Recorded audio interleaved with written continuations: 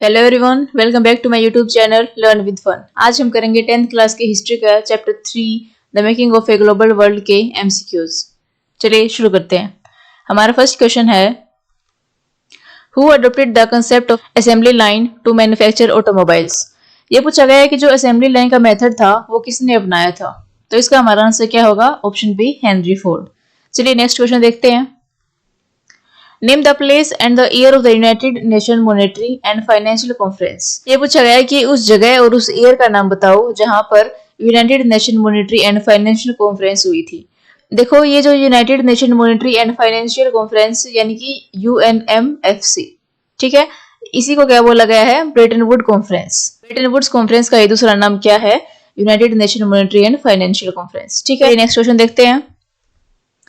Why did China became attractive destination for multinational companies? ये पूछा गया है कि जो चाइना था वो मल्टीनेशनल कंपनीज के लिए अट्रैक्टिव कैसे बन गया। इसके कुछ ऑप्शंस हैं, पहला देखते हैं। It had abundance of raw material, यानी कि यहाँ पर बहुत ज्यादा रॉ मटेरियल थे। ऑप्शन बी है चाइना वाज हाईली इंडस्ट्रियलाइज्ड, यहाँ पर बहुत सारी फैक्ट्रियां थी। ऑप्शन सी है because wages were very low in China. Option D है had vast and thinly populated land suitable for setting up production units. तो इसका हमारा आंसर क्या होगा? Option C, because wages were low in China, क्योंकि China की population बहुत ही ज्यादा थी और वहां पर लेबर बहुत ही सस्ती थी।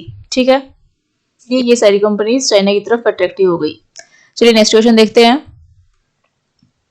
During the First World War women in Europe stepped into jobs which earlier men were expected to do. What was the reason? ये पूछा गया है कि फर्स्ट वर्ल्ड वॉर के दौरान महिलाओं ने काम करना क्यों शुरू किया। तो फर्स्ट ऑप्शन है because man went to the battle. Option B है because man went to other countries in search of jobs. Option C है because of liberalization of women in society.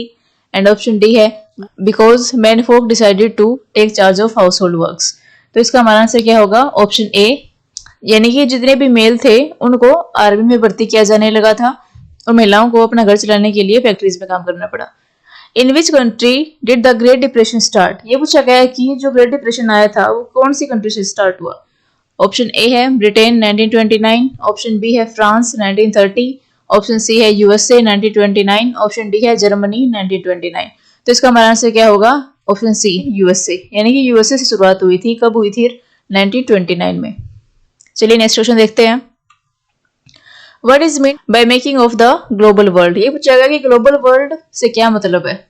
तो इसका क्या मतलब था?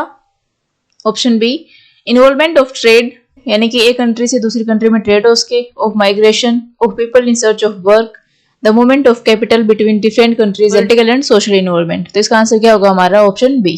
ठीक है, चलिए नेक्स्ट क्वेश्चन देखते हैं।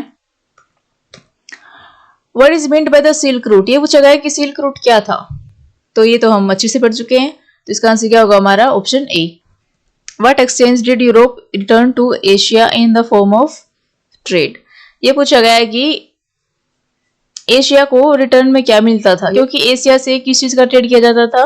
क्लोथ्स का, स्पाइसेस का एंड पोट्री का। तो उसके बदले में एशिया को क्या मिलता था? तो इसका आंसर क्या होगा हमारा?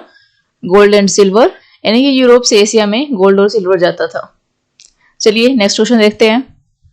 What was South America's El Dorado fabled as in the 17th century? ये पूछा गया है कि जो अमेरिका में एक सिटी थी एल डोराडो, उसको 17th सेंचुरी में क्या कहा गया है। ऑप्शन ए है the trade city, option B है city of gold, option C है city of merchants and option D है द ब्यूटीफुल सिटी। तो एल डोराडो को क्या कहा जाता था? City of gold. तो इसका आंसर क्या होगा हमारा? Option B. चलिए नेक्स्ट क्वेश्चन देखते हैं।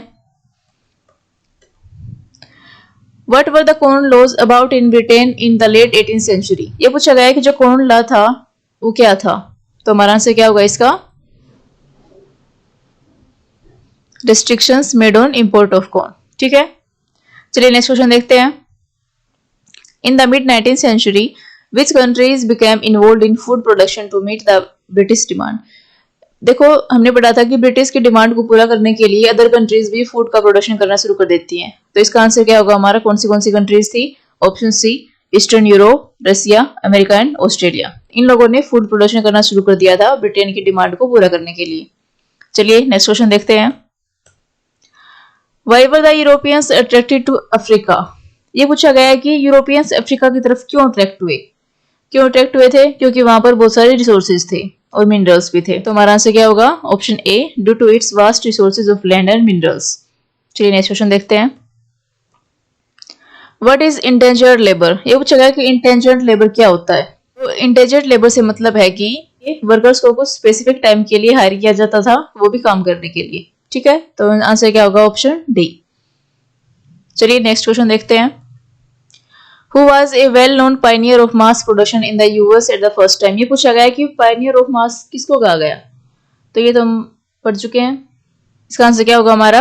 Henry Ford. और इसी ने कौन सा मेथड अपनाया था? Assembly line method. ठीक है, चलिए नेक्स्ट क्वेश्चन देखते हैं। The Bretton Woods twins are, ये पूछा गया है कि जो ब्रेटन वुड्स दो इंस्टीट्यूशंस बनाए थे वो कौन से इंस्टीट्यूशंस थे? ऑप्शन दिए गए हैं, तो हमारा आंसर क्या होगा? Option B, the two international banks, the IMF यानी कि international monetary fund and the world bank यानी कि IBR। तो ये जो इंस्टीट्यूशंस थे इनको क्या बोला गया? Bretton Woods twins. आज के लिए बस इतना ही, मिलते हैं नेक्स्ट वीडियो में। अगर आपको वीडियो अच्छी लगी हो तो इस चैनल को लाइक, शेयर एंड सब्सक्राइब करें।